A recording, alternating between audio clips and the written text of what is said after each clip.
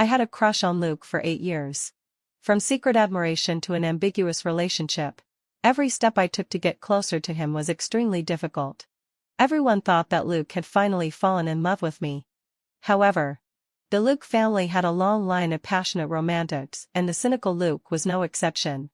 On the night when Tina came back, she had red eyes from crying and said, Luke, do you regard Jonna as your girlfriend or your nanny? Luke laughed and said, Nanny. There were harsh bursts of coming from the private room. I stood outside the door, laughing until my stomach ached. 3 months later, he gave me a magnificent fireworks display and said, Jonna, I just realized now that I can't live without you. This was the long-awaited romance for me. I smiled and raised my left hand. The diamond ring on my ring finger was shining with a beautiful luster. I'm getting married, I said. Luke put his arms around my waist from behind, lowered his head and leaned against the back of my neck. Jonna, let's be together, he said. There was an unshakable weariness in his cold tone. A small area on the back of my neck felt itchy and warm. He was used to hugging me like this. It was quite ambiguous, but it never went further than that. He specifically told me to dress up nicely as he had something very important to announce. Suddenly, his gaze at me became very serious. My heart skipped a beat and then started beating nervously. I had liked Luke for 8 years. From secret admiration to an ambiguous relationship, every step I took to get closer to him was extremely difficult. Could it be that he was finally going to confess his love to me in public? It was hard to describe what kind of feeling this was. It was like a dreamy bubble. So unreal. In the car, I was so nervous that I remained silent all the way. Luke, on the other hand, looked down at his phone. Irritation rose between his brows. The light of the phone reflected on his side face, highlighting his deep and almost perfect contours. But I could clearly sense that he was also acting strangely today. Luke led me into the private room of the bar. We were the last to arrive and his buddies were already chatting excitedly. Luke, you're so high and mighty. You've kept us waiting for so long. Luke, you called everyone out and said you had good news to tell us. Don't tell me you're going to make an official announcement. Those guys were all his childhood friends. Although they hadn't been in touch for a while, they still had endless topics to talk about. It seemed that they were deliberately trying to eliminate those barriers. I stood awkwardly behind Luke, in a trance. It seemed that I had gone back to the old days. Among them, Luke was always the carefree and flamboyant young man, and I had always been the insignificant follower behind Luke. Jonna, you look very beautiful tonight. Only Hayden noticed my presence and looked at me earnestly. I almost got goosebumps all over. Did I hear it right? The young master, who had always been sharp-tongued and thought I was rustic, was actually complimenting me? While I was in a daze, Luke pulled me into his arms as if to declare his ownership. Well, let me formally introduce my girlfriend, Jonna. Damn it. No way. Luke's friends were all shocked and looked at me in unison. They laughed awkwardly and said exaggerated, well, congratulations on finally becoming official. Becoming official? It sounded so ironic. I forced out a polite smile awkwardly. The atmosphere began to turn solemn. A familiar female voice broke the silence, sounding particularly harsh. Luke. Long time no see. Tina was a bit drunk. With a flushed face, she walked closer with a wine glass in her hand, glanced at me, and her eyes were full of disdain. Luke, I'm sorry. It was all my fault that I left you back then. Let me drink this glass of wine as self-punishment. Will you forgive me? My heart sank. So, the reason why Luke wanted to make an official announcement with me was just because Tina had come back. A cold look flashed in Luke's eyes. He pulled me and walked past Tina, then sat directly on the sofa. During the game session, Tina kept losing and drank a lot of wine as self-punishment. She looked at Luke pitifully. After Tina vomited for the second time, Luke couldn't bear it anymore. He knew that Tina was delicate and he could never bear to see her suffer. Luke snatched the wine glass from her hand and scolded. Are you trying to kill yourself? Luke, I had my reasons for leaving you back then. Forgive me. Please. I'm begging you. Tina kept moving closer to Luke, Her eyes filled with tears and her voice was hoarse from crying. I sat between them, as if I were the evil female character who broke them up. I was so disgusted by being squeezed between them that I got up and left dejectedly. I didn't want to see them get back together at all. I didn't know how long I had walked before I remembered that I had forgotten to take my bag. When I turned back, I heard Tina ask him, "Do you regard Jonna as your girlfriend or your nanny?" Luke was obviously drunk too. He smiled playfully, and said, "Nanny." Harsh bursts of, "Ha ha ha ha ha," came from the private room. I stood outside the door, with one hand frozen on the doorknob, lowered my head, and my shoulders started shaking violently. I laughed until my stomach ached and tears kept flowing down. Folks, when looking for a boyfriend in the future, never choose someone who has a first love. No matter how excessive the things the first love did before, as long as she sells her misery and cries a little, the man will feel sorry for her and forgive her. Luke and Tina had only been in a relationship for a year. Although he hated her for leaving without saying goodbye, he had always been unable to forget her. And I had grown up with him since childhood and accompanied him to the toughest 3 years. In the end, I was just a nanny. Actually, this wasn't the first time that Luke had told others that I was his nanny. When the Luke family was still prosperous, my mother was indeed the nanny of the Luke family. Luke's mother was very kind to me and sent me to the best aristocratic school in the city. What was in no short supply here were the young masters and young ladies from wealthy families. Wherever Luke went, he was always the dazzling one, and I was the odd one out among them. Several times, I was blocked at the stairway and forced to drop out of school. I just stared blankly and took one more look at a boy. And they laughed at me, saying that I liked that boy. The boy was so angry that he came directly to me and scolded. "Look in the mirror. You must be crazy about money." Everyone around was watching my joke. I had always been a bit slow in reacting since childhood. Even when I was humiliated, I didn't feel very angry. I calmly explained, "I don't like you." The laughter around grew louder. It seemed that no one was willing to believe what I said. "Hayden, have you had enough?" Among his peers, Luke was always the tallest one. He hit the boy on the head hard and said, "My nanny's taste follows mine.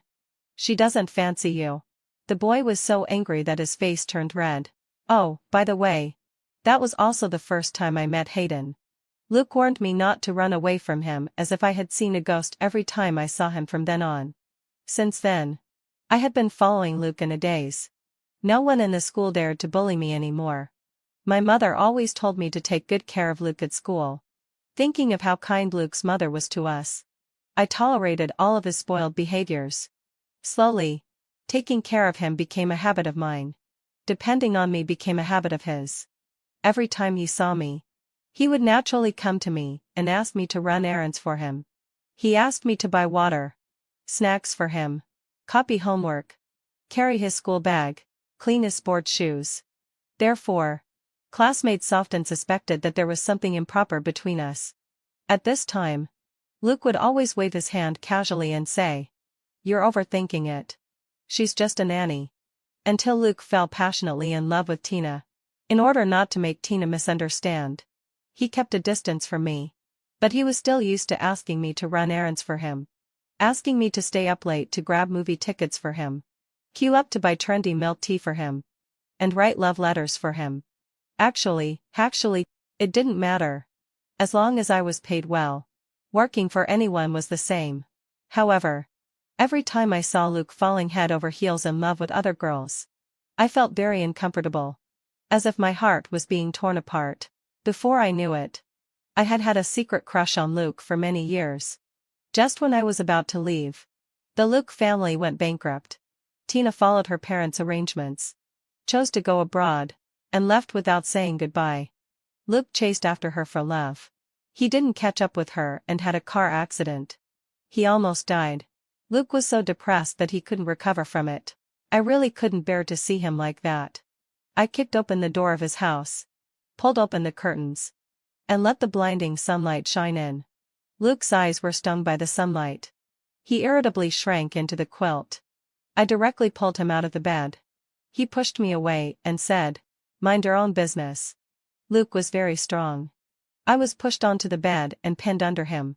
I looked at him with a stubby face. I had a lot to say but I couldn't say a word. I just kept crying. It was the first time Luke saw me cry. He was a bit flustered. He let go of me and shrank back into his quilt. Every day after that, I came to see him. I became much more assertive when I spoke. It was Luke's mother who asked me to come. If you're annoyed by me, then cheer up quickly. To stimulate Luke, I deliberately cooked a lot of delicious dishes. Finally, having fulfilled my when he was so hungry that he couldn't bear it anymore, he got up to eat with a sullen face. When I was shaving him, he suddenly asked me, "Do you like me?" I paused and almost cut his face. I originally thought that liking someone could be hidden. But actually, I was wrong. Luke seemed to have figured it out too. He went back to school and no longer cared about other people's strange looks. Later, Luke became famous online because of a very handsome ID photo. He was discovered by a talent scout and entered the entertainment industry since then. Luke didn't confess his love to me, but we tacitly lived together. Although we were very careful, we were still photographed by paparazzi entering the room together. I was also scolded and became a trending topic on the internet. Luke immediately posted a video to clarify. It's a misunderstanding. She's just a nanny. The fans breathed a sigh of relief. Does our idol have such bad taste? We believe him. No one believed that the top superstar who is almost perfectly handsome would like such an ordinary me. In the private room, there was the sound of wine bottles breaking. The ridicule stopped abruptly. Hayden suppressed his anger and said, "Since you don't like her, why did you give her hope?" Before I could come to my senses, the door was suddenly opened.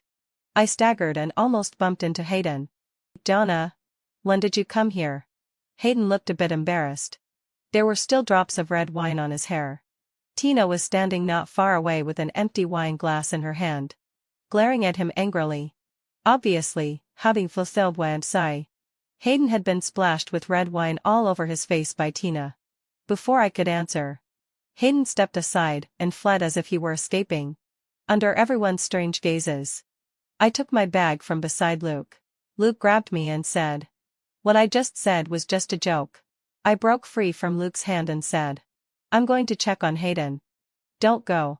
I had my back to Luke and paused in my steps. After a moment's hesitation, I still chose to leave.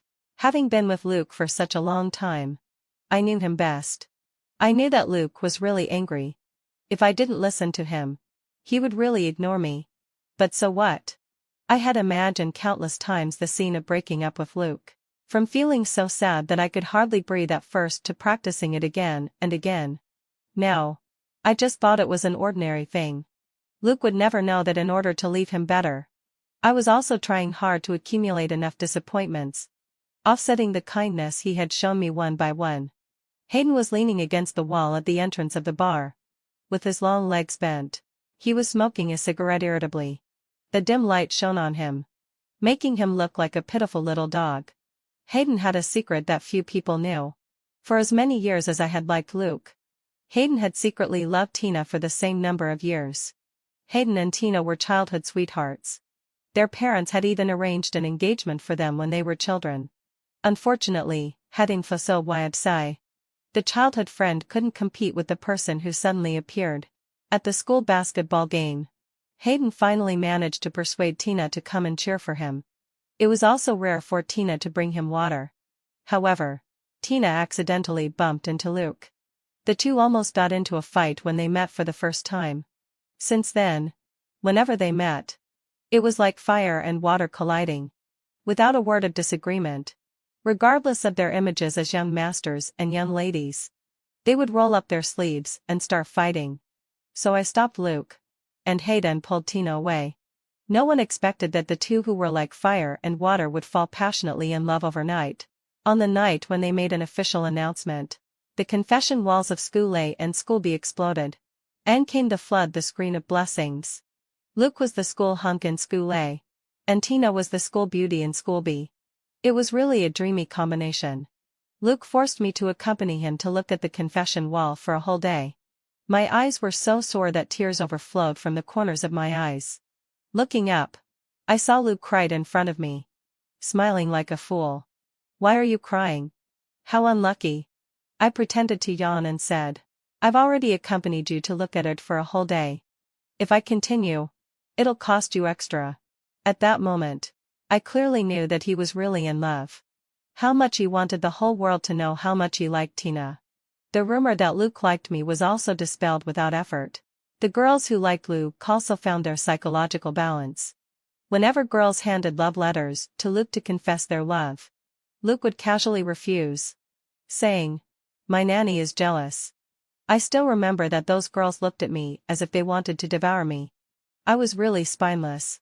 I treasured Luke's words in my heart, repeatedly interpreting a hint of ambiguity from them. And there was a kind of secret joy. Hayden threw away the cigarette in his hand and walked up to me. Looking down at me, there was rare tenderness in his eyes. But his big hand used a lot of strength to roughly wipe away the tears on my face. I told you not to come. You had to see it with your own eyes and hear it with your own ears before you would give up. You really deserve it. Hayden regained his usual sharp tone. I gave him a disdainful look. Clearly, he was saying that to himself. He was so vain. Hayden's eyes were long and narrow at the corners. Because of the alcohol, they were tinged with a slight redness and his eyes were misty. Jonna, I don't want to wait any longer. Sad music came from the bar. Blame me for being so spineless. Let the heavy rain pour down completely. Let you not see the struggle on my face. Let it all end. To be honest, at the age of 27, Hayden shed tears in front of me for the first time. His heart must be very bitter. One was his close brother and the other was the girl he had secretly loved for many years. Caught in the middle, he could only hide his feelings. Besides struggling to give blessings, most of it was something that he couldn't put into words. If he hadn't been drunk that night and told me personally, no one would have been able to tell. Hayden was even better at hiding his feelings than I was. Jonna, the Bumpkin, do you know that I've liked a girl for a long time? But she only has eyes for Luke. That day happened to be the first time Luke and Tina had a big fight and were about to break up. After Luke and Tina got together, they had constant quarrels, big and small, but their relationship gradually grew deeper.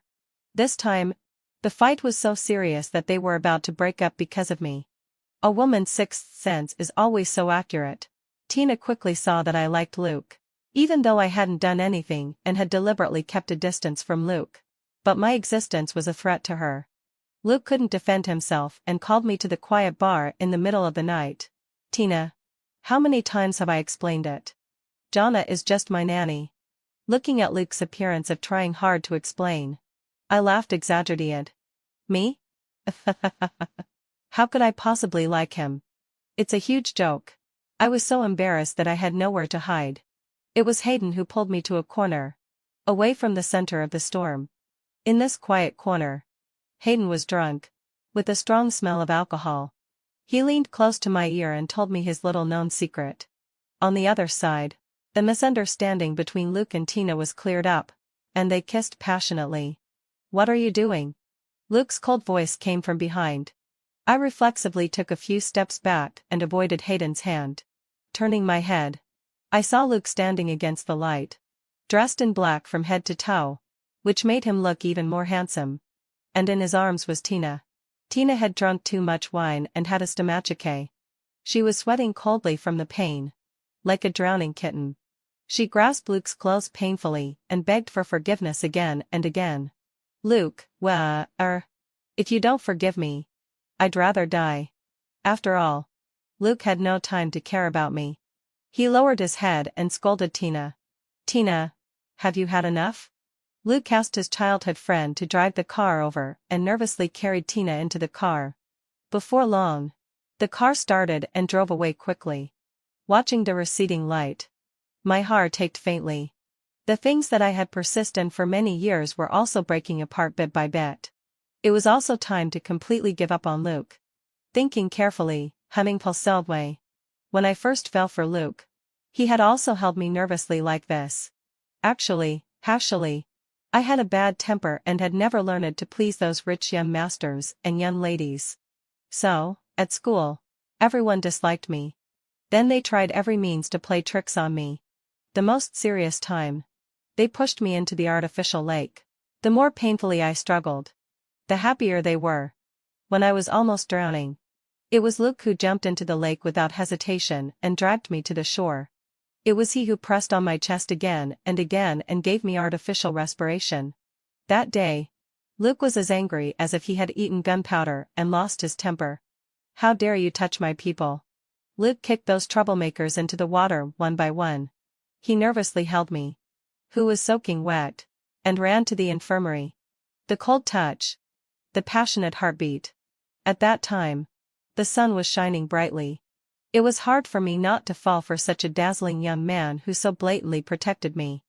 My thoughts came back, Hayden, and drove me home. When I got out of the car, Hayden was a bit excited but hesitated to speak. "Jonna. Actually, I lied to you. Actually." My cell phone rang inappropriately. It was Luke calling. "Jonna. Go home and wait for me first. I'll be back later." I thought for a moment and then snapped back. "Wait for you? No way." Without waiting for Luke to speak, I hung up directly. After a brief silence, Hayden laughed softly. "What are your plans for the future?" "I don't know. I'll move first."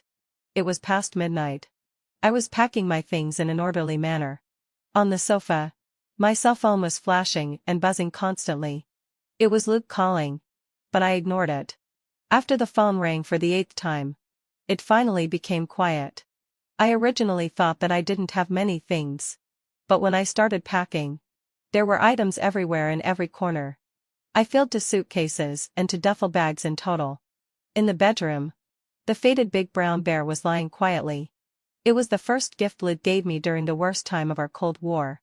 At that time, we were so poor that we only had 2,000 yuan left in our pockets. Even though we quarreled, we could only squeeze into a small peasant house at just over 10 square meters. We saw each other all the time. During the plum rain season, there was a lingering musty smell in the small room. We lay back to back, listening to the rain dripping outside. Luke handed me the big brown bear awkwardly and pressed the switch on the back of the bear. Luke's deep voice in the recording was somewhat elusive. "Jonna, pay attention to me. Okay?" On countless nights when Luke was on business trips, I was used to sleeping with the big brown bear in my arms. I was a bit selfish. Even if I was leaving, I wanted to leave something behind to make them uncomfortable for once. Luke had promised me that he would never abandon the big brown bear. But then I thought it was ridiculous. Let him throw it away if he wanted to. By the time I finished packing everything, it was already 1 o'clock in the morning. After booking a moving company, I lay on the bed without feeling sleepy at all. Luke's agent sent me a message and asked me cautiously if I had seen the trending topics. Just then, let out a low sigh. An entertainment news popped up on my phone. Luke's suspected relationship with a young lady from the Beijing circle has been exposed. The accompanying picture was a blurry figure of Luke holding Tina. Luke was very attractive to the opposite sex. Female stars in the entertainment circle were all eager to create a CP with Luke. Without exception, they were all sprayed by fans, being scolded for trying to gain popularity and being shameless in their pursuit of fame. But this time it was different. As Luke's past was dug up, fans were crying and chose to give their blessings with tears in their eyes. They blessed him to get back together with the person who had left regrets in his youth. "Jonna, don't think too much about it. Obviously, someone bought the trending topic to spread rumors. We're already dealing with it urgently on our side. Sister Liu. It doesn't matter anymore. Also, Hayden fulfilled my obsession.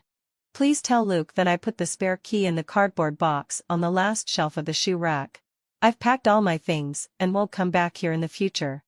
Jonna, abaku asai. Don't be impulsive. It's true that Luke was wrong in this matter. Over the years, I've also watched you to finally get together with great difficulty. Could you?" I interrupted her and said. "I also wish him and Tina a happy reunion." At 6 o'clock in the morning, the people from the moving company arrived and rang the doorbell. I opened the door and saw a familiar figure. He was wearing a blue-fitted work uniform, with a black baseball cap pulled down low, and he was also wearing a mask and sunglasses. Even though he was fully covered up, I still recognized him. "Why are you here?" The tips of his ears turned red. Well, one of my employees is sick, so I'm filling in for him. 7 Hayden was still wondering why I could tell it was him at a glance even though he was all wrapped up. Actually, having facile session. I could recognize him because of long-time acquaintance. Although Hayden was sharp-tongued, he was very loyal and a true friend. During the toughest days when we were down and out, he often showed up in front of us in all sorts of strange ways. Hayden really wanted to help Luke, but Luke had always been a favored son of heaven. Even when he fell into a difficult situation, he didn't want others to pity him.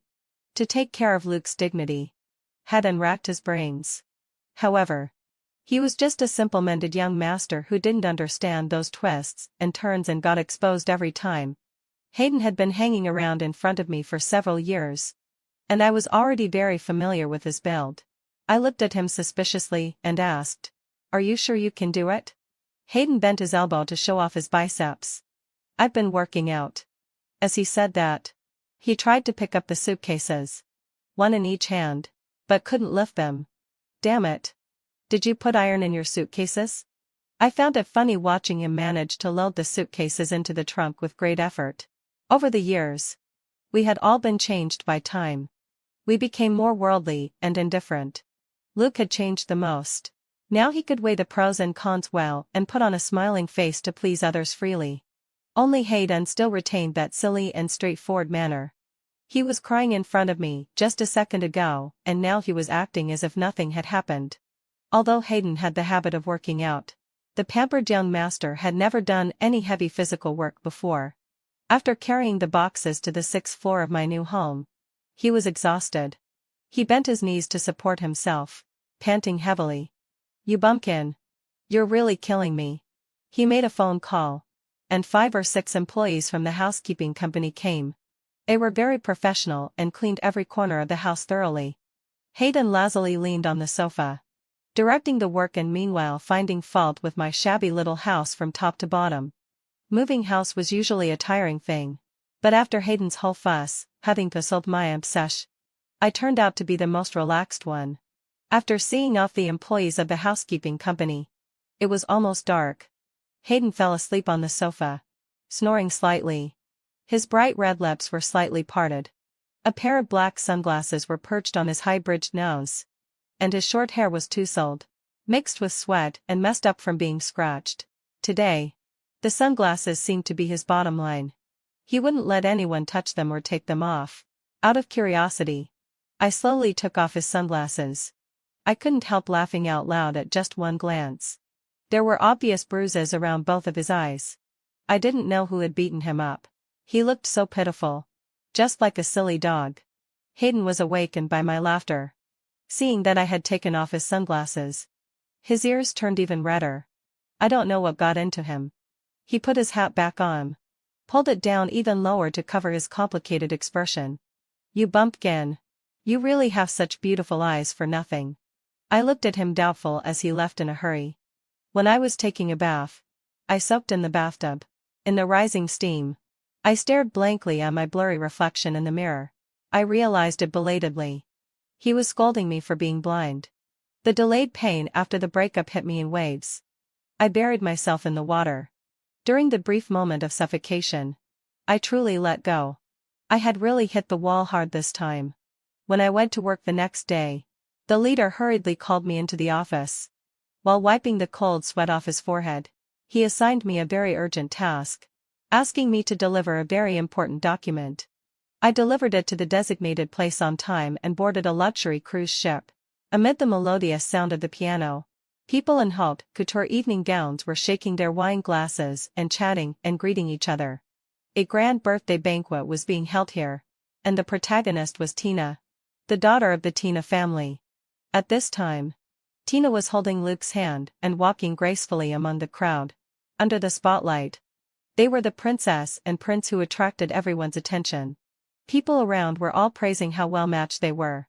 It turned out that asking me to deliver the document was just an excuse to trick me into coming here.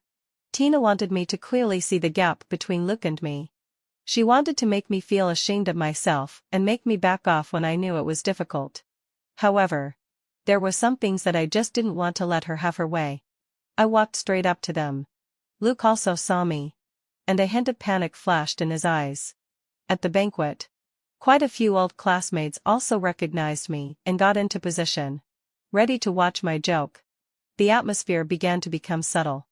I opened my mouth, but before I could say anything, someone grabbed my hand. Hayden naturally came close to me, held my hand and passed it through his arm. "Why are you so late?" People around were whispering. "Hayden's female companion is so ordinary. He's the eldest son of the Hayden family group, which has been in the spotlight recently."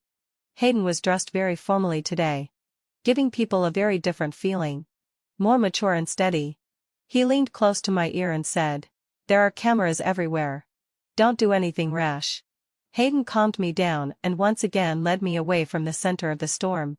He also occupied a whole table of cakes and pastries for me. "Stay here and eat quietly. Don't go anywhere." I was concentrating on eating the pastries when I suddenly felt a chill on my back. I always felt that a cold gaze was fixed on me. When I went to the bathroom, I was suddenly gagged and pulled into the darkest corner nearby. I was so scared that my heart was pounding. But I smelled a very familiar mint fragrance. Luke's angry voice was very low. "How many times have I told you not to get too close to that guy Hayden? Don't you understand? He's not a good person at all." Seeing that I didn't answer for a long time, Luke calmed down and slowly let go of his hand. "Why didn't you answer my phone calls?" I pushed him away. "You didn't come to look for me either. Luke, my liking for you ends here. Don't regret it." Luke suddenly raised his voice. If this was his way of trying to win me back, I didn't care for it. When I returned to the banquet, Hayden was nervously looking for me everywhere. "Where did you go?" I took a piece of durian millefeuille cake and stuffed it into my mouth by bite, then shook my head. Hayden awkwardly reached out his hand, put it on top of my head, and patted me stiffly. "Don't be sad, Hayden. Did you deliberately approach me to make Tina angry?" I remembered a joke Hayden had said many years ago. "Since Luke has snatched my fee and key, I'll steal his silly nanny." Hayden's dark and bright eyes moved slightly. "No. Actually I like." Suddenly, gorgeous fireworks were set off on the sea, reflecting his flushed face.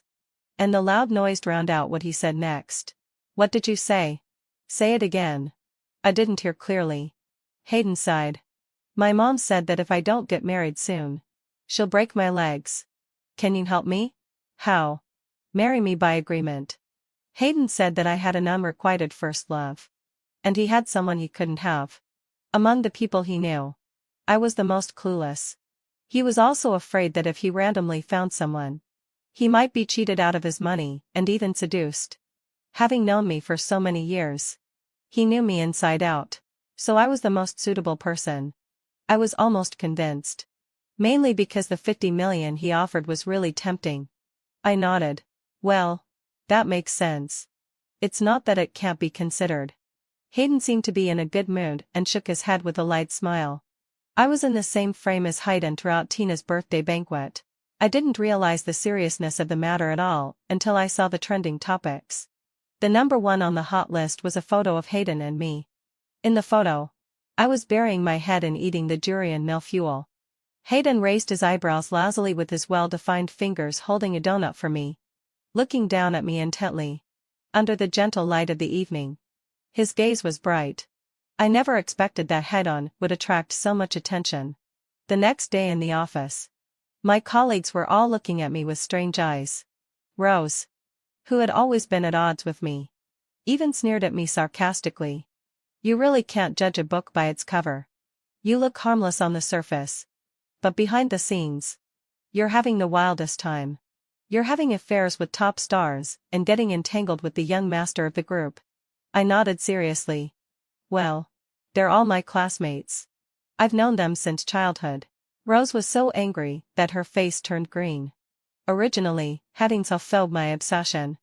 It was Rose who was supposed to deliver the document yesterday, but she was suddenly replaced by someone named by the higher-ups. Tina deliberately wanted to make me look bad. However, Rose thought that I had snatched her opportunity and became even more hostile towards me. Actually, having fulfilled my obsession, it wasn't just Rose.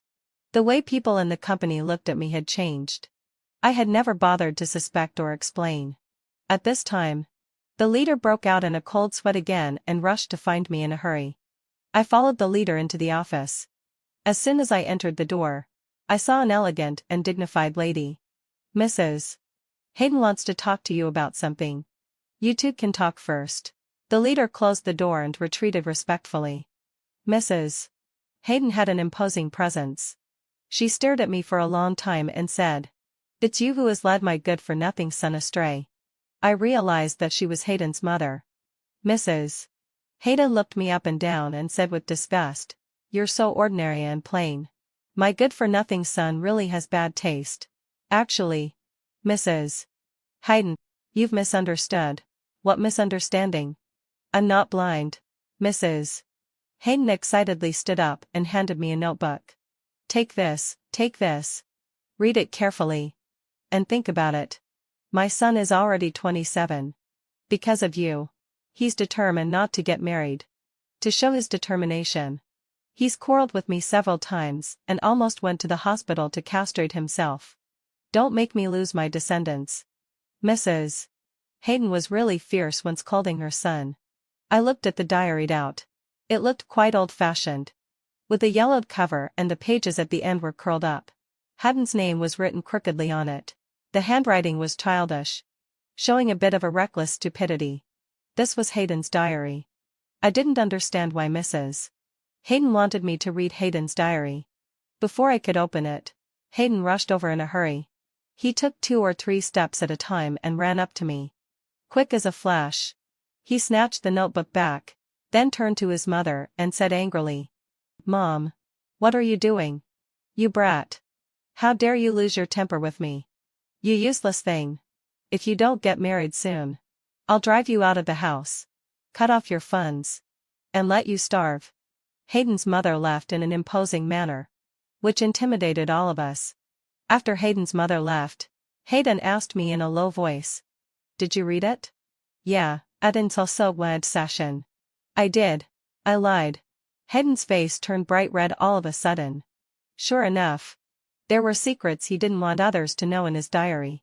Taking advantage of his distraction, I snatched his diary away. I just wanted to tease him a little, and had no intention of prying into his secrets. However, he suddenly hugged me. By my ear were his hot breaths and the sound of his flustered heartbeat. The diary happened to be turned to that page, and the big line on it was a silent confession. "Jonna, it's always been you that I've liked." Sister Liu suddenly called me. After a moment's hesitation, I still answered the call. But it was Luke's voice that came from the other end of the phone. He was dead drunk and kept calling my name repeatedly. "Jonna, you just left without a word. You left completely. You left so neatly. All of you leave. Get out. Leave me alone." Sister Liu was at her wits' end and sighed. "Jonna, Adenda, could you come here? Luke is having a drunken fit and is looking for you everywhere. Nobody can stop him. Jonna, take my advice. Luke still has you in his heart. He's been suppressing his feelings these days. He's as angry as if he's eaten gunpowder and has offended several investors. If any more negative news spreads, his career will be ruined." Outside the window, the night was dark. I interrupted her. "Sister Liu, you're wrong. I'm actually not that important. Luke, he's just not used to it." To be honest, I wasn't completely unmoved. The habits formed over the years can't be changed just like that. But I must hold back. The next day, the leader found me in a hurry again while wiping the cold sweat off his forehead. I followed him into the office. This time, it was Eric who came to see me. Eric waved his hand irritably, signaling the leader to leave. The leader secretly breathed a sigh of relief. Eric looked gloomy. "Jonna, you're really something. Now Luke's career is almost ruined because of you. And Hayden is almost driven out of his home. The two of them almost got into a fight because of you." Eric continued clicking his tongue. "However, Hayden is the most pitiful one now. Hayden's mother is a tough woman.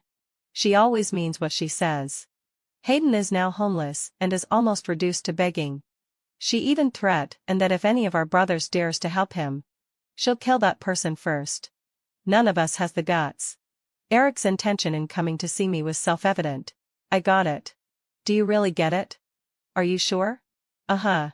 After Eric left, I also made up my mind. I submitted my resignation letter. And the leader breathed a sigh of relief. He looked at me gratefully. Jonna, you're welcome to come back whenever you want.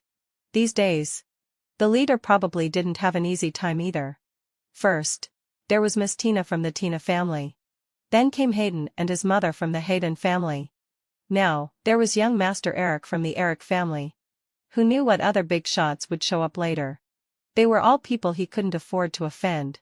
He was almost scared out of his wits. Afraid of saying or doing something wrong. Now that I resigned voluntarily, he finally solved a big problem. On a summer day with light rain, I bought a new mobile phone card, took a green train, and returned to Yante town. When I pushed open the door of my old home, a smell of dust that had accumulated over the years hit me. I covered my face and coughed. Thinking of my mother, I couldn't help choking up. How time flies. It's been almost 5 years since my mother passed away due to illness. My mother had pancreatic cancer and suffered a lot when she left. She was so emaciated that she hardly looked human. Whenever I think of her, I feel extremely sad. Actually, I'm very afraid of being alone. So that's why I held on to Luke all these years. When I finished cleaning the house, it was dark again. I sat on the cool chair in the yard. In the black night sky, the stars were shining brightly. The evening breeze at this time was gentle, and time seemed to slow down. Everything seemed just right. Because I had a good foundation in art, I quickly found a new job and became an art teacher in an art college. The teenagers on campus were full of vitality. Under the scorching summer sun, there were shadows of light. I had a smooth job here, and the students liked my classes very much. On my way home, I saw an injured puppy. It was dirty all over with a pair of big black eyes looking straight at me. It was really pitiful. I asked many people nearby, and they all said it was just a stray dog. So I decided to adopt it. Actually, I had always wanted to raise a dog, but Luke didn't like dogs and thought it was troublesome. So this matter had been put on hold. Now that I met it, perhaps it was also a kind of fate. I took the puppy to see a doctor. After cleaning it up, I found that its original fur was shiny and black. It stuck out its tongue in a silly way, looking fierce and cute at the same time.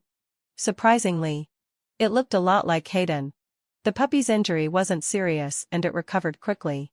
It also became very attached to me. Every time I came home, it would wag its tail and excitedly circle around me.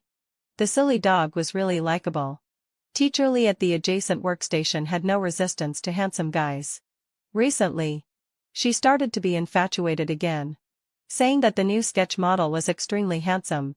I thought she was exaggerating. The class bell had rung. But before I reached the classroom, I heard the screams of the students from a distance. I quickly quickened my pace to maintain classroom order. Everyone, be quiet. It's class time now. The model had his back to me. With broad shoulders, a narrow waist, and his slender hands lifting up his black short-sleeved shirt, revealing his fair and lean waist. My heart suddenly beat faster.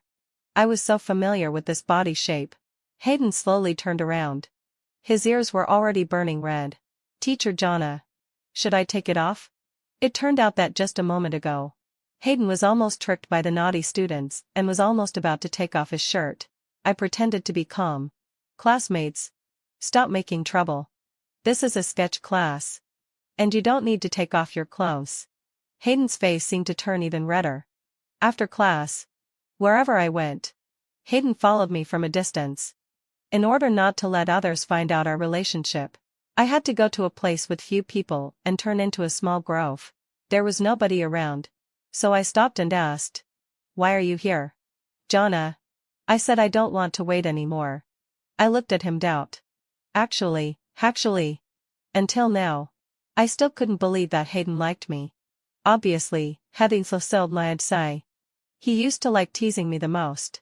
Hayden's eyes were tinged with red. He had lost a lot of weight. "Jonna, I've really tried many times. But I really can't do it. Could you be with me?" Hayden's voice trembled a little at the end. And it seemed that he couldn't bring himself to say what he wanted to say next. Grr. His stomach growled inappropriately again. I thought of my silly dog at home. Haven't you eaten yet? Yeah. I spent all the money I had on me to find you. I took Hayden home. Strangely enough, my silly dog was usually shy around strangers. But it was very close to Hayden. I cooked a bowl of tomato and egg noodles for him. And he finished it quickly. Now that he was fed, it was time to talk about serious matters. I asked the question in my heart. Hayden, do you really like me? I continued to persuade him. I know that you came to find me, just to make Tina angry. Actually, Hattie fulfilledly, I'm sorry. It's really unnecessary. You should learn to let go. Like me. I've let go. And I'm living a good life. Hayden suddenly stood up, put his hands on the table, leaned close. And his eyes were firm. Jonna. Listen carefully. It's always been you that I've liked. But you clearly told me before that you liked Tina. You only had eyes for Luke. I also have my pride. But this time, I don't care about my face anymore. I just want you. Hayden's eyes were blazing. Like the sunlight that was so bright it made people unable to open their eyes. Outside the window, the cicadas were chirping loudly. And the evening breeze ruffled our hair. But you clearly said that I was so rustic that I didn't deserve to like you. The thing I regret the most in my life is mocking you in front of so many people. So, later, when you hated me, I deserved it. Scenes from the past played back in my mind one by one. In the past, I always felt that we were in the same boat. Every time I was sad, I would run into Hayden by chance. We would mock each other and often we would end up laughing while crying. It turned out that none of this was accidental. It turned out that he had been watching me silently all along. I didn't dare to think further. The silly dog came over with its ears drooping, whined pitifully a few times, leaned against my calf, and its furry head rubbed against me, making me feel itchy all over. I'll go bathe it. I picked up the silly dog and hid in the bathroom. My flustered heartbeat couldn't calm down. Tonight was especially muggy. And there were a lot of mosquitoes. Their buzzing was so noisy that it was hard to fall asleep. The room next door was piled up with odds and ends. And I didn't have time to clean it up. So Hayden could only sleep on the sofa. There was no mosquito net, no air conditioner, and no fan. Even I couldn't sleep well, let alone him. My sense of guilt towards Hayden grew deeper and deeper, like ants crawling around in my heart. I still got up and tiptoed to the living room to check on the situation. Hayden was lying on the sofa, tossing and turning, scratching here and there. It was already very hot. And in order to avoid the mosquitoes, he had to wrap himself in the sheet. But then he felt stuffy and uncomfortable. So he kicked the quilt away. To be honest, he looked really pitiful. Well, would you like to come in and sleep? Hayden was startled by my voice. Only then did I realize that what I said wasn't appropriate. If you don't want to, never mind. However, Hayden sprang up from the sofa, hugged his pillow, and obediently walked into my room. There were several big mosquito bites on his face. Which side should I sleep on? Any side you like.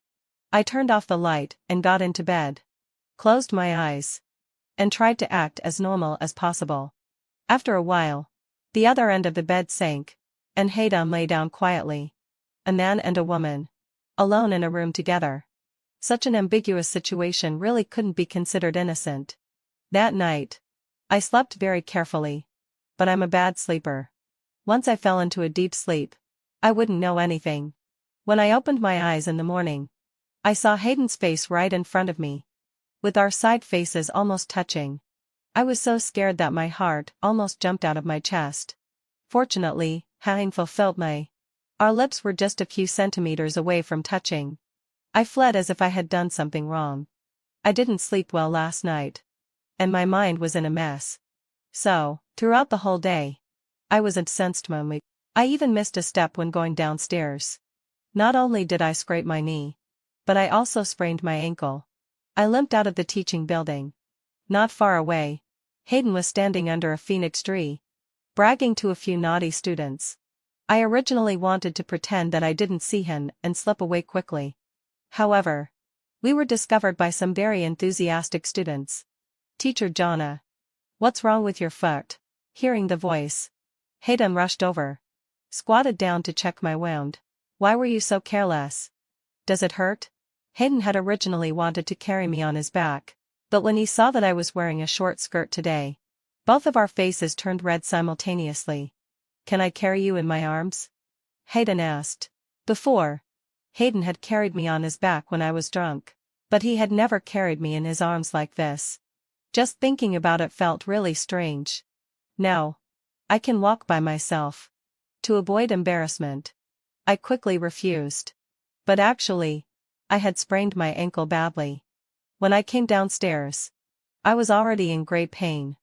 Now every step I took was a struggle, and my foot hurt so much that it felt weak. Hayden asked me to give him my sun protective clothing. I handed it to him feeling very puzzled. What do you want to do? Carry you. Hayden wrapped the sun protective clothing around my legs, then picked me up around my waist. The clothing covered my legs and also created a distance between my thighs and his arms. It was very gentlemanly. The several students around showed surprised expressions and gasped with their hands covering their mouth. I could hear Hayden's heartbeat. It was beating so fast. 13 since I found out that Hayden liked me. I've been really uncomfortable every time I'm alone with him. But unfortunately, I had sprained my ankle badly, and could only stay at home to recover. Hayden refused to go back to City A. The silly dog was very obedient to Hayden. Often the two of them would huddle together as if they were plotting something important. Originally, having fulfilled my accept, I thought about letting Hayden sleep on the floor in my room. Because the room next door was in a mess and the air conditioner was broken. It was very hot in June and Hayden definitely couldn't bear it. But he became stubborn and firmly refused. No way. He buried himself in tidying up, and big beads of sweat dripped down along his smooth jawline. Since the air conditioner couldn't be repaired for the time being, he went to the small supermarket and bought a fan. What I didn't expect was that Hayden could really endure hardships. He knew that I got up early, worried that I might have another accident. He also yawned and forced himself to get up. His eyelids were almost drooping. I had forgotten for how long it had been since I was taken care of so carefully. My foot injury healed quickly, largely thanks to Hayden. To thank him, I decided to cook a delicious meal for him. I didn't know what he was doing in the room, but suddenly he shouted loudly. I was so startled that I cut my finger while cutting something. I quickly ran over and asked, "What's wrong?" I saw a big fat cockroach crawling on his body, which scared him so much that he didn't dare to move. Hayden was afraid of cockroaches. For some reason, it really tickled my funny bone. After driving the cockroach away, Hayden noticed that my finger was bleeding. He put my finger in his mouth. My laughter stopped abruptly. There was a soft touch between my fingers. Hayden's face turned as red as blood. You provoked me first. If you laugh at me again, it won't be just like this. He helped me clean the wound and took out a band-aid to put on it for me. The bleeding stopped. But that strange feeling lingered for a long time. After my foot injury healed, Hayden insisted on picking me up and dropping me off at work. Looking at his flashy Maybach, he said that after he was driven out of his home, this was the only broken car he had left. I was speechless. Fortunately, having fulfilled Layad's session, people in the small town didn't know much and they couldn't tell what kind of luxury car he was driving. But I still didn't dare to be too ostentatious and only chose to get off the car in places with few people. However, on this day, Hayden fulfilled Layad's sigh. It was Eric who came to pick me up. He said that Hayden's mother had suddenly fallen seriously ill and he had rushed back to City A. Worried that I wouldn't be able to find him, he asked Eric to tell me. Eric complained, "Jonna, you've really made things difficult for me. That day you said you knew what to do. But then you secretly ran to the small town by yourself. Everyone thought that I had driven you away and took turns to settle scores with me. How's Hayden's mother?" Eric sighed. The situation isn't very optimistic. Once Eric started talking, he couldn't stop. Although Hayden's mother is fierce, she's just like Hayden. She cares a lot about her pride and is a bit sharp-tongued. She has only one request. She doesn't care who the person is. She just wants Hayden to get married quickly and not hold back the Hayden family. Hayden's younger cousin is only 20 and already has a child. Lucas Tina now. Just let it go. Hayden has had a secret crush on you for so many years. You won't lose out if you're with him. It's so noisy. I really wanted to use tape to seal his mouth. Alas, having fulfilled my sigh. I should have realized earlier that Hayden had ulterior motives towards you. When Hayden was a child, he almost died from drowning and had a big psychological shadow. That year when you were pushed into the lake, you were terribly scared yourself and couldn't swim. But you still plunged into the water. You didn't save the person and almost got yourself into trouble. Later, you studied swimming hard. We even laughed at him for being brave but reckless. Now that I think about it, it was all for you. Eric sent me home and insisted on coming into my house to ask for a glass of water. I'm quite curious. Hayden has been pampered since childhood. The bedroom he lived in was as big as your whole house. I didn't expect that he could endure hardships. The silly dog wagged its tail and circled around me. Eric exclaimed. You Bumpkin. Why are you here? It turned out that the silly dog belonged to Hayden. Its name was Bumpkin. 2 days later. Hayden still hadn't replied to my messages. But I saw him on the news. He was wearing a sharp suit. His face looked even thinner. He announced coldly that he was going to get engaged. There wasn't a trace of joy on his face. Eric, take me to see Hayden. Eric had been staying here and he was even more anxious than I was. Okay. Let's go.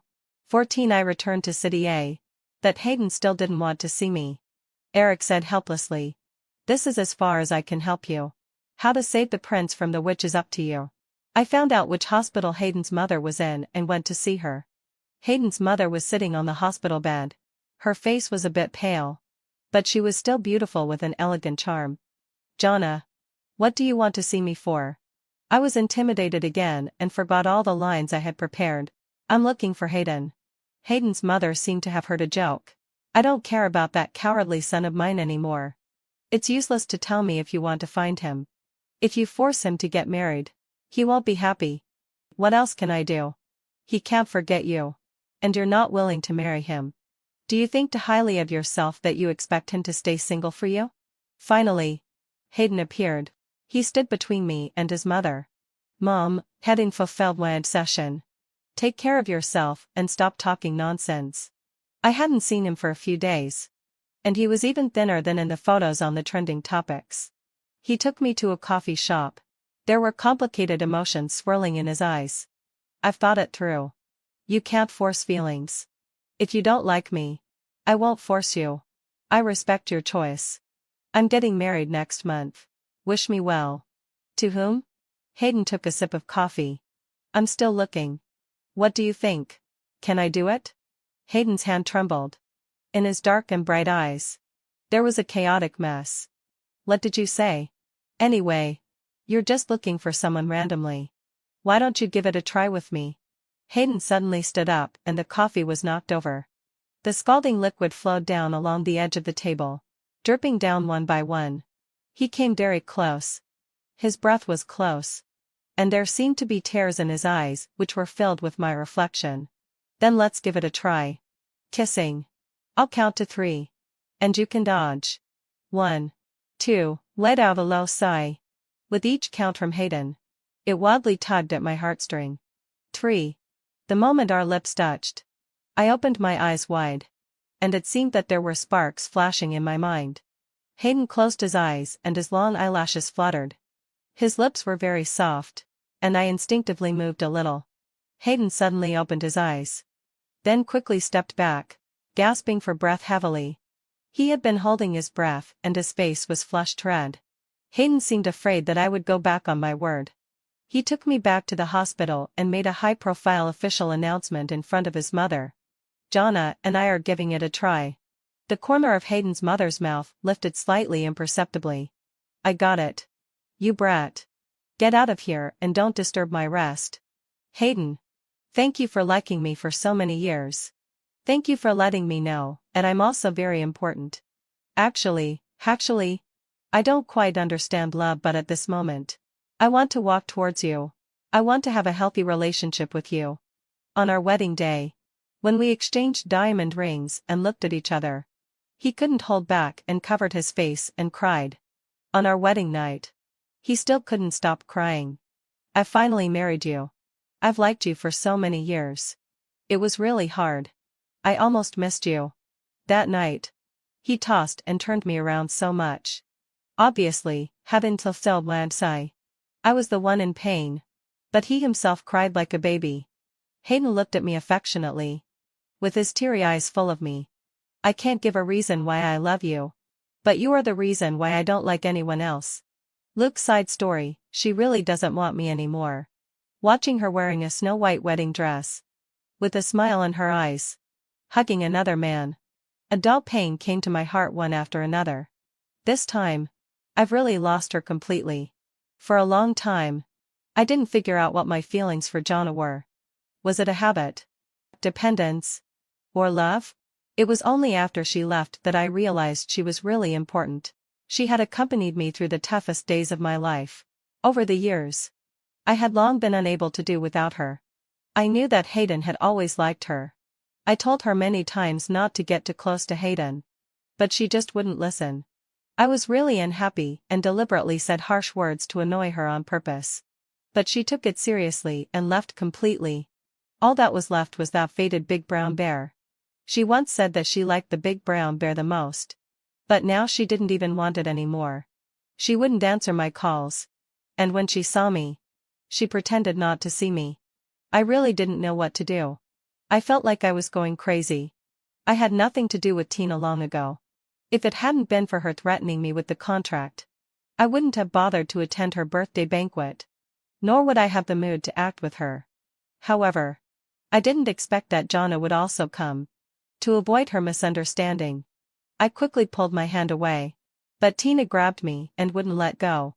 That night, Tina had invited many reporters. If there was a scene, it would definitely be the headline news. Which wouldn't be good for anyone. I was thinking about how to deal with it. But Jonna was pulled away by Hayden, who made a high-profile announcement that Jonna was his female companion. The two of them stayed together throughout the whole event. I wanted to walk over. But Tina stopped me. Luke. It's my birthday today. Could you be nicer to me? Even if it's just fake. I whispered in her ear. When you left so resolutely back then. You should have thought that there would be today. I walked past Tina and saw Jonna walking in another direction. I quickly chased after her.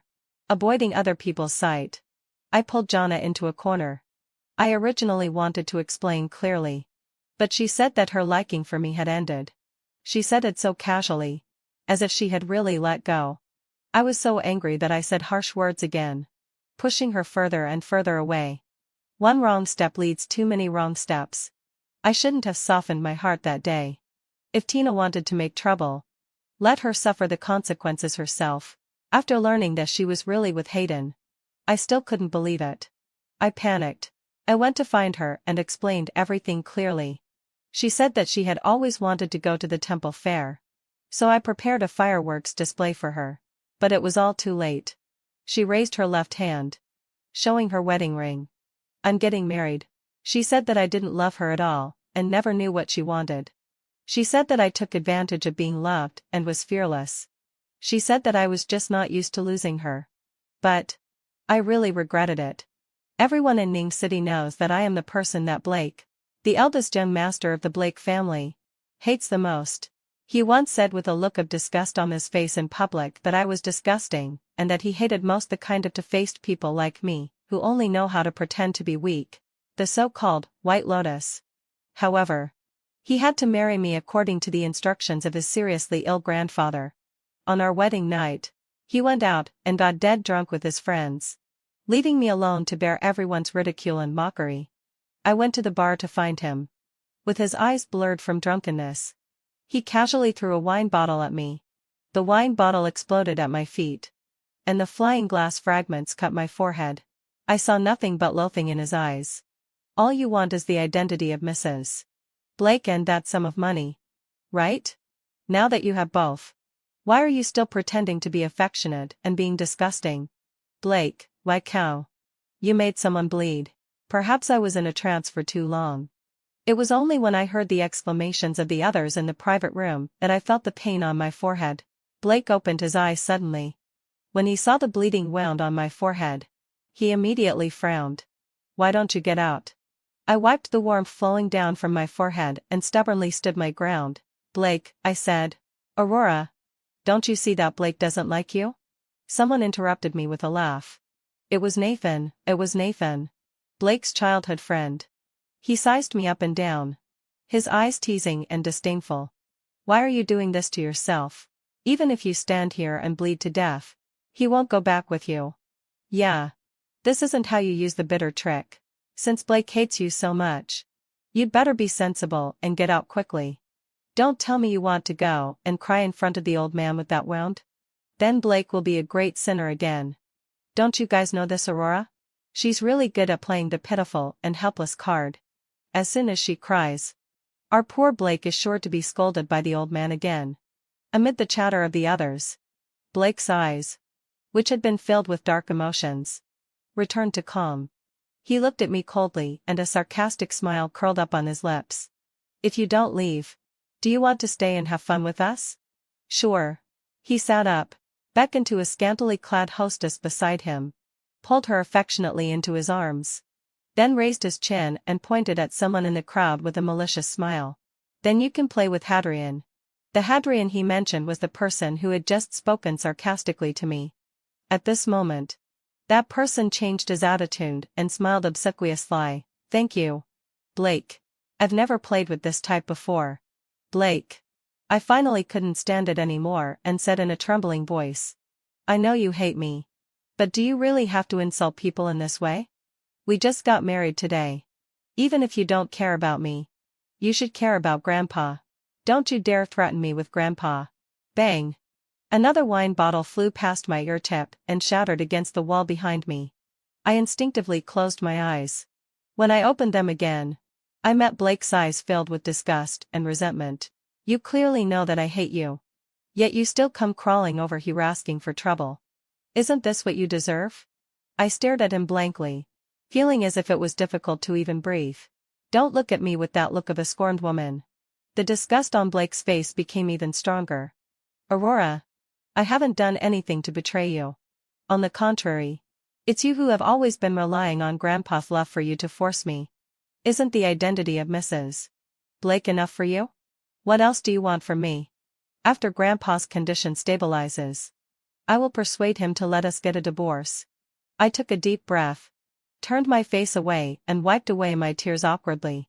Blake, that insulted my obsession. Believe it or not, I didn't propose this marriage.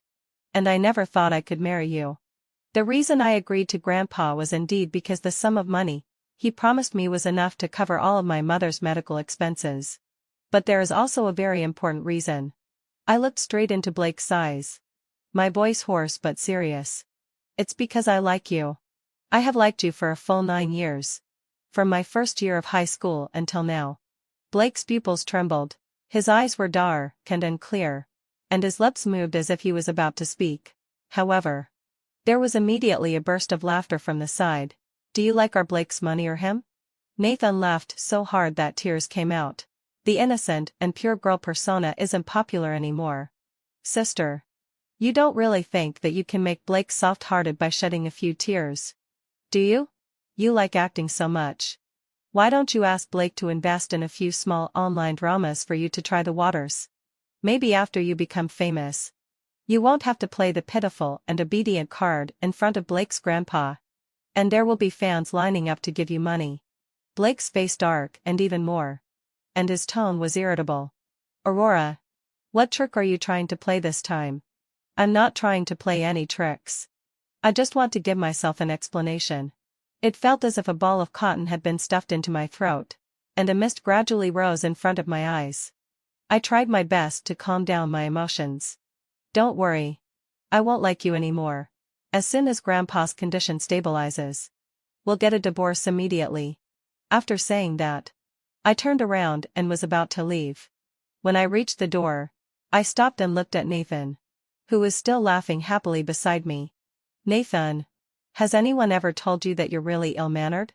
Nathan's face changed instantly. What did you say? I looked at him expressionlessly.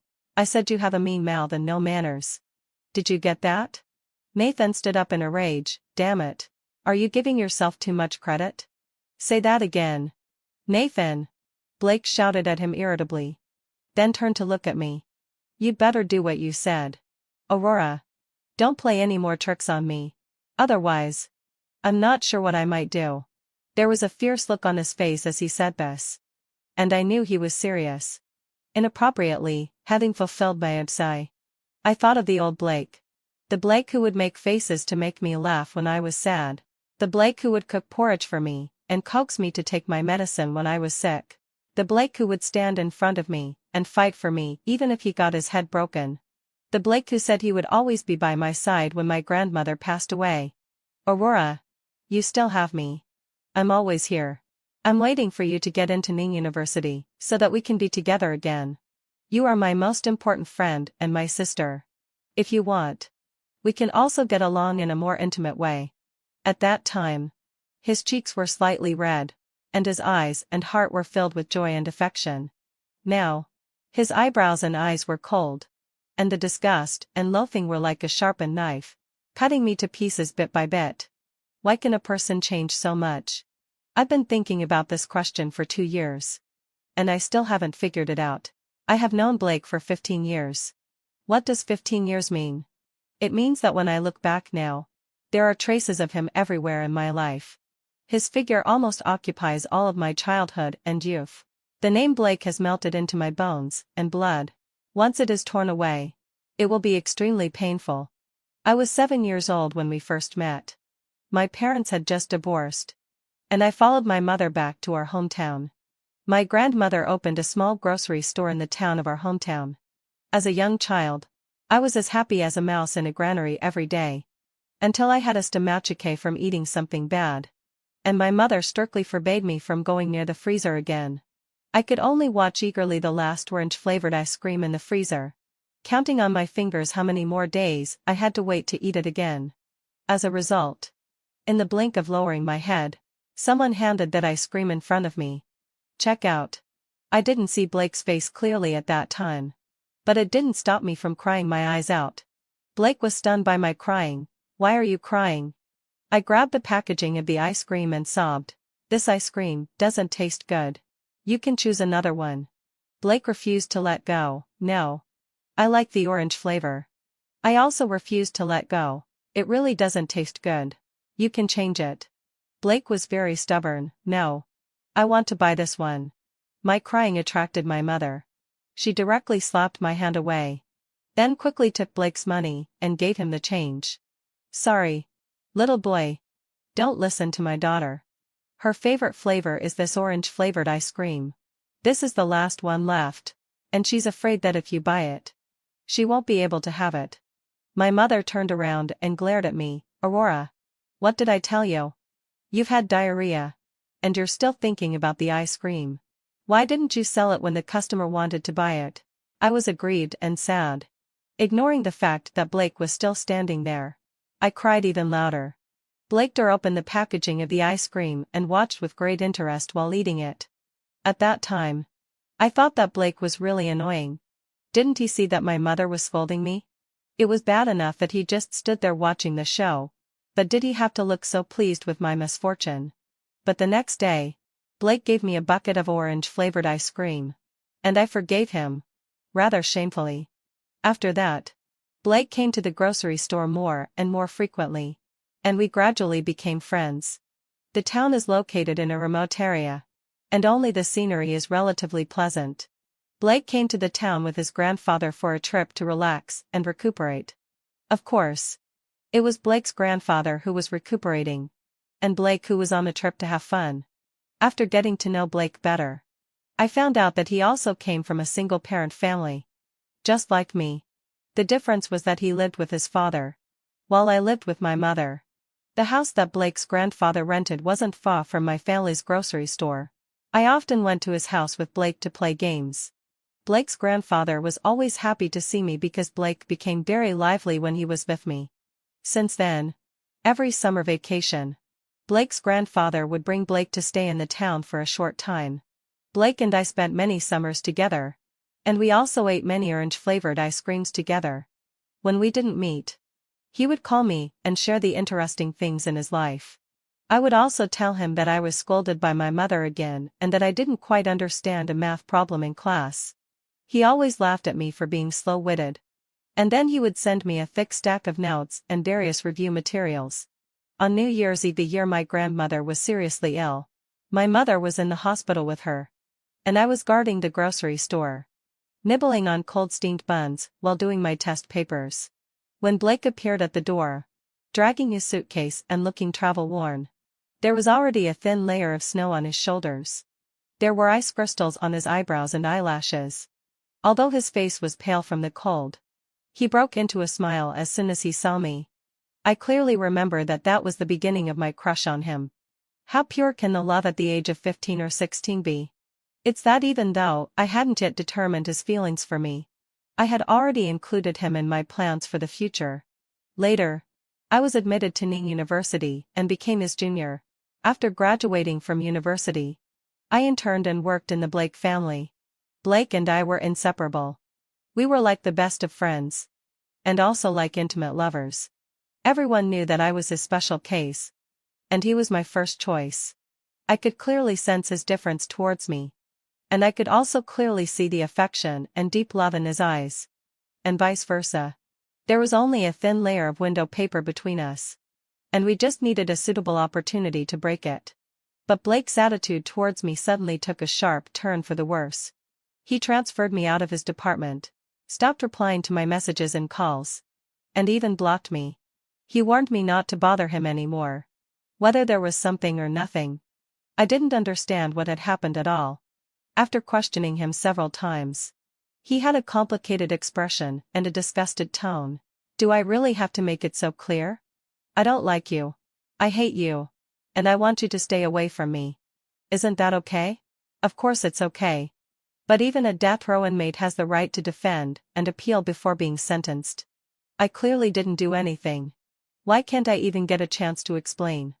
I'm not willing to give up like this. I don't believe that a person can change so much in just a few months. But the facts weren't that Blake really hated me to the extreme. In order to avoid me, he didn't go to the company and hung out with idle young masters like Nathan all day long. Blake's grandfather was so angry that he asked me to persuade him to come back. Instead, he spoke ill of me and disliked me even more. If you hadn't gossiped in front of Grandpa, how could he have been so angry that he ended up in the hospital? Aurora, why are you so vicious? Grandpa has been so good to you. Yet you actually used his health to force me. Nathan is right. You really are scheming. You've had bad intentions from the very beginning. I still haven't figured out what I did to become a woman in Blake's heart who only covets his family's power and wealth, is two-faced, and will stop at nothing. Clearly before, when Nathan disliked me and deliberately made things difficult for me in public, he even got into a fight with Nathan for my sake. Clearly before, when some people spread rumors that I was only interested in Blake's family's wealth and status and had been scheming to get close to him, he always stood by my side and firmly protected me. But now, the person who once said he would believe me and always protect me is now willing to speculate about me with the greatest malice and insult me with the most despicable means. For 2 years, I tortured myself so much that I was in a terrible state. I was originally disheartened and ready to give up, but then my mother got sick. Her illness came on suddenly and severely. My existing savings couldn't even cover her surgical expenses and the subsequent series of treatment costs. I was at the end of my rope and could only ask Blake's grandfather for help. Blake's grandfather agreed to help me, but his condition was that I marry Blake. Grandpa knows that Blake actually likes you. It's just that he can't see his own heart clearly now. And you also have feelings for him, right? Maybe someday in the future, he'll understand.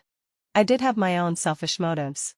I couldn't let go of Blake, and I didn't want my feelings for him over the past few years to end so miserably. So I put on the wedding dress with anticipation and trepidation. I always thought, what if? What if I try a little harder? Maybe Blake will change his mind? The facts proved that one shouldn't place their hopes on luck. After coming out of the bar that day, I didn't contact Blake again. In order to take care of my mother, I had already quit my job in Blake's family. For nearly a month, I kept shuttling between home and the hospital. and sometimes I would also take the time to visit Blake's grandfather and the Blake family. Blake's grandfather wasn't in good health, so I didn't tell him what happened on the wedding night. I just said that everything was fine between Blake and me. I no longer focused my attention on Blake, and life returned to peace. I was just waiting for the day when Blake's grandfather's health condition stabilized so that I could bring up the matter of divorce. But Blake wasn't happy about it. I wondered why you haven't come to find me this month. So you've got a new target now.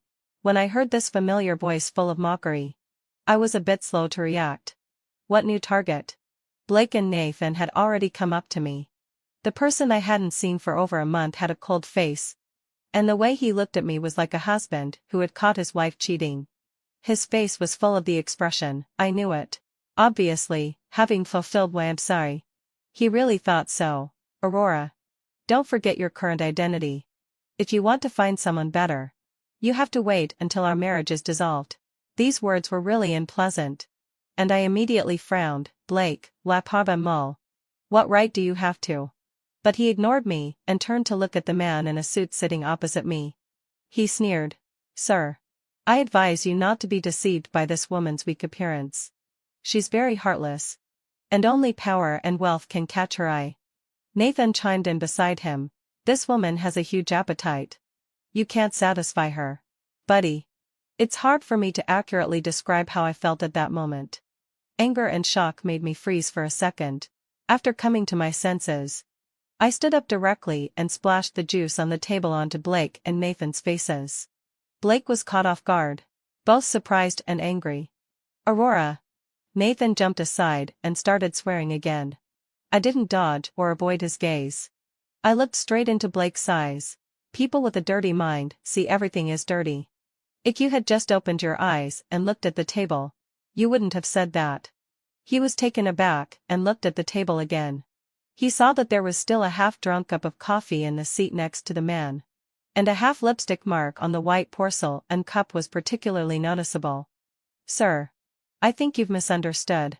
I came here with my wife to discuss cooperation with Aurora. It's not the kind of relationship you're imagining. The man had a strange expression. And his gaze towards Blake and Nathan was mixed with a hint of disdain. Blake didn't expect such a result. And his face turned pale and then red. Nathan sneered. Who knows if you two are hooking up behind your wife's back? You were chatting so happily even when your wife went to the restroom. Your eyes were almost glued to each other. I couldn't bear it any longer and sneered. So what you're saying is that you and Blake have already hooked up?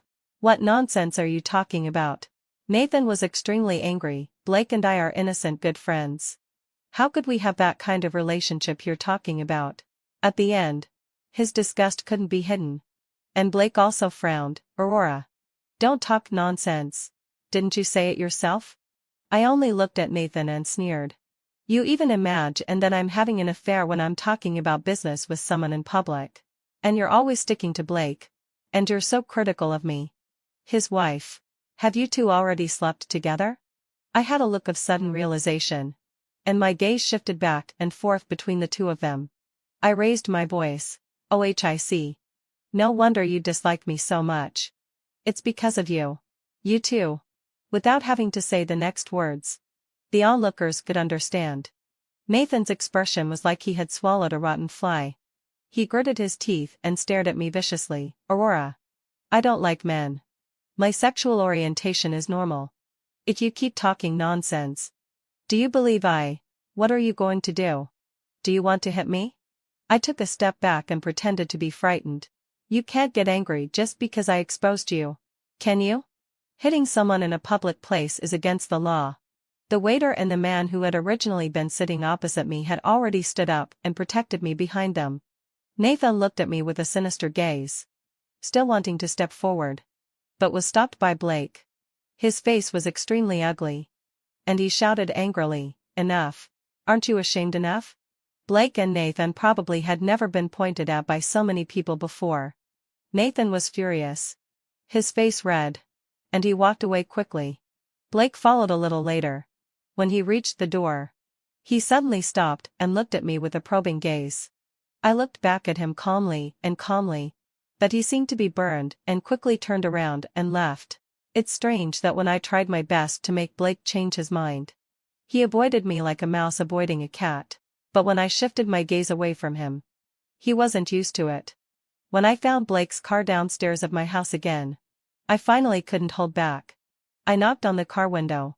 Looking at the slightly flustered man inside, I said expressionlessly, "What on earth do you want?" Maybe my impatient tone hurt him deeply. And Blake's face darkened. "Where have you been these past few days? Why haven't you gone home to visit Grandpa? What does it have to do with you? Don't you want me to never visit Grandpa again?" I looked at him coldly. After all, a scheming woman like me would only pretend to be pitiful and seek sympathy in front of the old man. Blake looked ashamed and angry. "Aurora, do you have any sense of shame at all? I should be the one asking you that." I frowned, utterly confused.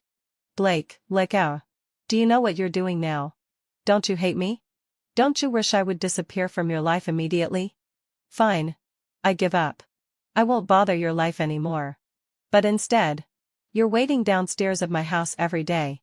What do you want, Aurora?" Blake became angry out of embarrassment. "Don't flatter yourself. I'm here just because you're my nominal wife now. I don't want to be cuckolded and have people laugh at me if it gets out." I've heard such words so many times that I was still relatively calm. I just curled my lips in mockery. Oh. So have you found anything? Among the clients I deal with, which ones have better conditions than your Blake family and higher cultivation than you? Blake? As soon as we get divorced, I'll immediately find someone better. Blake looked at me in disbelief. "Aurora, we just got married. And you're still my wife now. So what? Didn't you say that I'm very heartless and only power and wealth can catch my eye? Since I can't get any benefits from you, I have to find someone else. Right?" Blake fell silent. He was obviously very angry. He gritted his teeth and said, "Come home with me. I can give you whatever you want. As long as you stay at home and take care of Grandpa peacefully, I can forget about the previous things." Blake, where do you get the nerve to say such things? Don't come here again in the future. I'll explain to Grandpa myself. It's none of your business to interfere in my affairs. I gave him a look of disgust and turned around and left after saying that. I thought I had made myself clear enough. But Blake, for some inexplicable reason, started appearing around me even more frequently. Perhaps feeling uncomfortable about it, he no longer showed up in front of me with Nathan. Instead, he was accompanied by beautiful women of various styles. Right in front of me, he was gentle and affectionate towards those women. But as soon as he saw that I wasn't looking at him anymore, he would impatiently brush away their hands with a scowl on his face. I don't know what he hopes to achieve by doing this. Is he trying to make me jealous? Or is he trying to make me feel a sense of crisis, so that I'll treat him carefully and flatter him like I used to? In the past, I might have been sad and heartbroken about this. But now, I don't feel the slightest bit of emotion. I was invited to a business dinner. As expected, I ran into Blake again during the dinner. Surprisingly, the woman on Blake's arm this time was someone I knew well. "Aurora, it really is you. I thought I had mistaken someone," Violet said affectionately as she linked her arm with Blake's and came up to me, giving me a sweet smile. "We haven't seen each other for over 2 years. Right? Violet? Why are you with Blake?" I frowned and looked at Blake, feeling annoyed. I never expected Blake to be so shameless. If he wanted to show off someone in front of me, why did he have to target my college roommate? Violet clearly had no idea about the current relationship between Blake and me. The look in her eyes when she looked at Blake was filled with pure adoration. When she heard my question, she shyly leaned closer to Blake. "We're together. Didn't Blake tell you?" I took a deep breath. Blake let out a low sorry. "Do you have no sense of decency? I've already made myself very clear to you. Why are you targeting my friends?" "Aurora, what are you talking about?" Before Blake could say anything, Violet gave me a disgruntled look. "Blake and I truly like each other. Why can't we be together if it's a mutual affection?" I felt a lump in my throat. Extremely uncomfortable. And Violet continued, "I know you're not happy to see me with Blake. After all, you two were so close before. But matters of the heart aren't just about your one-sided wish. Now that Blake and I are together, instead of blessing us, why are you saying such things?" Right. Blake? She said, tilting her head to ask Blake. Her tone incredibly sweet. Blake put his arm around her waist, looking calm and composed. That's right. Aurora. You should be blessing us. I laughed out of anger and looked at Blake with utter disappointment. Every time I think you can't be more despicable. You always manage to surprise me and shatter my perception of you once again. Blake, like how? You really make me feel disgusted. Blake's pupils trembled, and disbelief flashed deep in his eyes. His lips moved as if he was about to say something, but I had already turned and walked away. Aurora, what are you saying? Violet's furious voice came from behind me, adding to my annoyance. I had intended to tell her that Blake and I were already married, but in public. I was afraid it would embarrass her even more, so I held back, planning to tell her privately later. Unexpectedly, as soon as I reached the balcony, Blake chased after me. Fine, let out a low sigh. I admit you win. Okay? Blake seemed extremely conflicted and pain. His brows were tightly furrowed, as if he had made a huge decision. Come back with me to see Grandpa after the party. Let's not get a divorce. Stop ignoring me, and I won't hold what you did back then against you anymore. Since we're already married, let's be together properly. I was stunned. What are you talking about? What did I do back then? Blake's face darkened, and he became even more irritable. Aurora. I said I won't hold it against you. There's no need for you to still deny it. Why should I admit to something I didn't do? I was also angry. Tell me, what exactly did I do that you hold on to so tightly? That made you turn from a decent person into a brute? Blake also realized that something was wrong. Back then, wasn't it you who drugged me at the party and tried to have a relationship with me? I was stunned by his words. But soon I realized that this might be the reason why Blake's attitude towards me had taken a sharp turn 2 years ago. My heart started pounding wildly. You mean the alumni party 2 years ago? I left very early that day. I told you about it. Didn't I? I bought a train ticket for 8 o'clock that day to go back to my hometown to visit my mom. Blake's gaze locked onto me firmly, as if trying to determine whether my words were true or false. But that day, before I passed out, the figure I saw clearly was yours. The woman was wearing the coat I gave you, and she had the scent of orange. Which is your favorite? Even her figure was exactly like yours. It was as if a bucket of ice water had been poured over my head in the middle of winter. My heart sank to the bottom, and I looked at Blake in disbelief. Then did you see my face clearly? Are you sure it was me? Blake fell silent. I thought it was absurd. I had known Blake for so many years. And when such a thing happened, instead of coming to me immediately to confirm, he just convicted me based on an identical coat and a figure similar to mine. I recalled the scene of that day and said, before I left that day, Violet, my roommate, had her dress stained with wine. So I lent her my coat.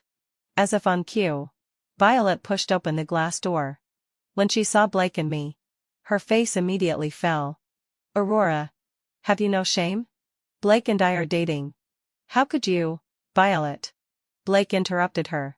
He turned his face slightly, and I couldn't see his expression clearly, but I could still hear the anger in his tone. At the alumni party 2 years ago, was the woman in that room you? Blake, what are you talking about? I don't quite understand what you mean. Violet still tried to argue, but the way her face suddenly turned pale and the look of guilt and panic in her eyes had already betrayed her completely. After 2 years, I finally understood the reason why Blake's attitude towards me had changed so drastically. But I wasn't happy about it.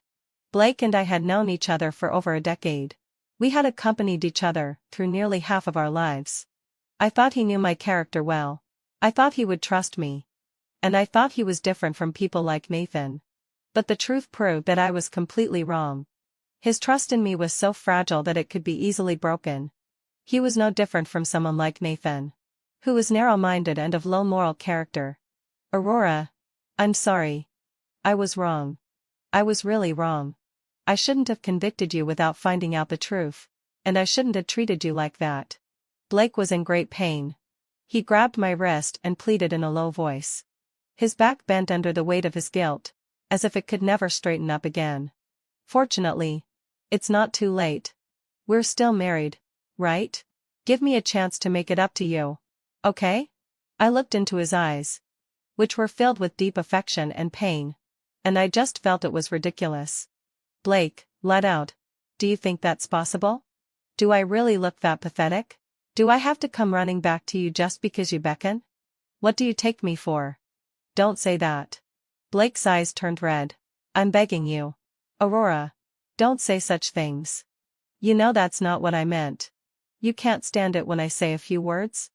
Then what about when you called me cheap, said I was disgusting, and told me to get lost? Blake's face turned pale instantly. I'm sorry. Aurora. I was so stupid. So arrogant. It's all my fault. What you're saying now is meaningless. I pried his hand off my wrist one finger at a time. I can't convince myself to stay with someone who doesn't trust me and has hurt me. It does matter. It matters. Blake didn't accept what I said. As soon as I pried his hand away, he stepped forward and hugged me tightly. We're already married, aren't we? You're my wife now. I have plenty of time to make up for the mistakes I made in the past. Grandpa also really wants us to be together. Doesn't he? As long as you're willing to give me a chance. As long as you're willing to wait for me a little longer. I struggled to break free from him and slapped him across the face. Blake. You've already made me feel disgusted. Stop making such pointless moves. I looked straight into Blake's eyes and said word by word, don't make me hate you. Blake took a step back, looking dejected, and the light in his eyes faded. Blake wouldn't give up so easily. He drove Violet away, making her lose her job and leaving City in a sorry state. He came to me to take credit, but I ignored him. Then he managed to persuade Grandpa to come and mediate between us. He told me everything about you and Blake, the old man said as he lay in the recliner, his expression kind and gentle. He let out a sigh of regret. That was the knot in his heart. His parents divorced because of something like this. My son was careless and fell into someone else's trap. Blake's mother has a very strong temper. No matter how much they loved each other before, she couldn't stand such a thing and directly asked for a divorce. My son was also muddle-headed. He thought he had been wrong too. And when his temper flared up, he didn't say a single conciliatory word. That's how the family fell apart. So that's why Blake hated me so much. And because of our past relationship, he added even more hatred towards me. But why didn't he talk to me about it? It was something that he could have easily found out if he had just investigated a bit. Yet he made me bear the blame for a full 2 years without any reason. I didn't say anything. I just lowered my head and peeled an orange.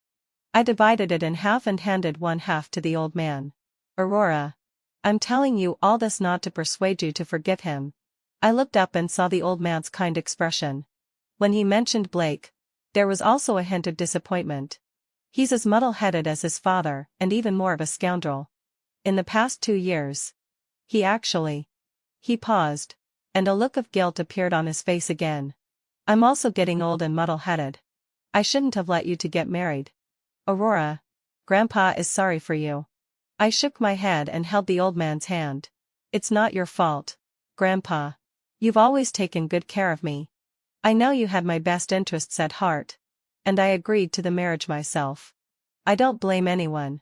I really didn't blame anyone because I no longer cared. I just felt sorry for myself for being so obsessed and blind for those 2 years. When I was leaving the Blake family, Blake cautiously offered to give me a ride. I didn't decline. And he was very happy. He drove me to the downstairs of my residential community and tentatively probed. Aurora. Can we go back to the way we were before? I looked at him calmly and didn't say a word. Bitterness spread across Blake's face. He avoided my gaze, lowered his head, and smiled. Another day. I'll go visit your mother. When my mother was in the hospital, Blake never came to see her even once. But after that, he came quite frequently. However, I didn't welcome him. And he didn't try to get close to me either. Instead, he just kept talking to my mother. My mother couldn't stand it when he always bullied me a couple of years ago. Now that she knew the truth, she was also resentful. But considering Blake's grandfather, even though she wasn't happy about it, she didn't show it too obviously. Blake seemed not to notice the cold expressions on my mother's and my faces and became extremely attentive. On the day my mother was discharged from the hospital, he busied himself up and down. Nathan, who witnessed all this, was stunned. Blake, let out a low sigh. What kind of magic potion did these two women give you? You let out a low sigh. The young master of the prestigious Blake family are acting as their free errand boy. Aren't you ashamed? He was so angry as if it was his own face that was being lost. When he looked at my mother and me, the disgust and contempt in his eyes were almost overflowing. I said, Aurora, you're really capable. In such a short time. You've already bewitched him. Aren't you proud of yourself? However, my gaze fell on the man behind him. That man dodged my eyes and didn't even dare to look at me. I finally understood why Nathan had such great hostility towards me. Enough. Nathan. Aurora and I are already married. You can't. Of course I'm proud. I sneered. I just rejected you once. And you've been hounding me for 2 whole years. If I'm not proud, who is? Blake frowned and looked at Nathan suspiciously. You. What nonsense are you talking about? Nathan's face turned red. And he became angry out of embarrassment. Who do you think you are? A woman like you. How could I possibly? 2 years ago. At the Nightfall bar. Wasn't it you who sent the man behind you to invite me for a drink? When I refused, he grabbed me and wouldn't let me go. I finally managed to get away only after calling the police. I was just bluffing him. But I didn't expect Nathan's reaction, which instead further confirmed what I said. 2 years ago. This man used Nathan's name to invite me to have a drink. When I refused, he resorted to coercion and bribery, spouting all sorts of vulgar words, and even attempting to lay hands on me. At that time, Blake was on a business trip. When he learned about this, he was both angry and feel sorry for. He searched for this man for a long time.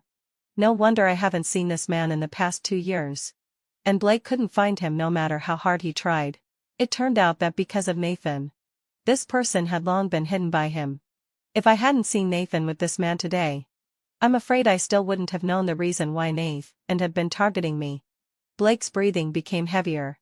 He gritted his teeth and stared fixedly at Nathan. Just because of this. You've held a grudge against Aurora and have been speaking ill of her in front of me. Nathan still tried to play dumb. Blake. You and I have been brothers for more than 10 years. You don't believe me but you believe her? It's precisely because I believed you that Aurora and I have ended up like this. Blake shouted in a low voice and rushed up, raising his fist. I watched coldly as he got into a scuffle with Nathan. Then I pushed my mother and turned to leave. My mother looked up at me, her eyes full of worry. Aurora. It's okay. I raised the corners of my lips. Mom. Let's go home. After that, Blake didn't come to find me again. Instead, news about Nathan kept reaching my ears. I heard that he had committed some crimes earlier. And Blake dug them up. He got involved in a lawsuit and the charges were serious. He was going to be imprisoned for 7 or 8 years. And his reputation in the circle was completely ruined. I knew that Blake had deliberately had someone pass this news to me. Maybe he was too ashamed to come. Or maybe his heart was broken and he knew that there was no room for turning back. In any case, the next time I saw him was at the entrance of the Civil Affairs Bureau. He originally wanted to give me most of his family property. But I didn't accept it. And he gave me a bank card, saying it was compensation for those 2 years. But I still didn't take it. Blake smiled bitterly. Aurora. You're still as stubborn as ever. I had nothing to say to him and just said, I'm leaving now. After getting in the car, even as the vehicle gradually drove away from the street where the Civil Affairs Bureau was located, I could still see Blake's lonely figure in the rearview mirror. It was raining outside the window. And my thoughts were in a mess.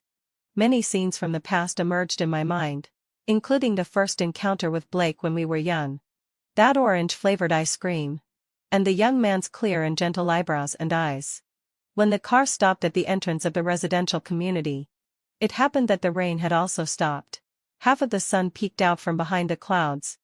And the sunlight was golden. Those melancholy emotions had long since vanished. One can't always dwell in the past. Life moves forward. And I also have to look ahead.